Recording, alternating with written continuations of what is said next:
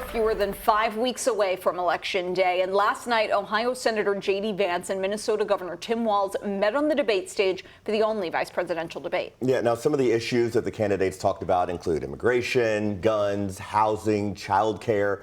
Jim Stratman is here in the studio with us to take a closer look at the debate. One of the other topics that I didn't mention that they certainly talked about, abortion. Yeah, and you knew it was going to be a hot topic. It's been a hot topic this entire campaign cycle, and it was especially last night. Democrats really going after the topic of abortion. In fact, since the Supreme Court overturned Roe v. Wade, abortion rights have been a big-time ballot measure for Democrats. Democrats say that decision falls squarely at the feet of Donald Trump. And last night, Governor Tim Walz accused Trump's running mate, J.D. Vance, saying a second Trump presidency would mean even more restrictions for women.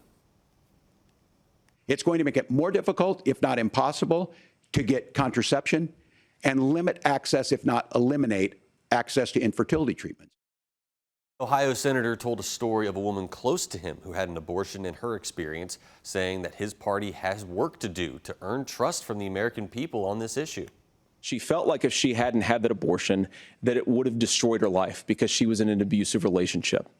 And I think that what I take from that as a Republican who proudly wants to protect innocent life in this country, who proudly wants to protect the vulnerable, is that my party, we've got to do so much better of a job at earning the American people's trust back on this issue.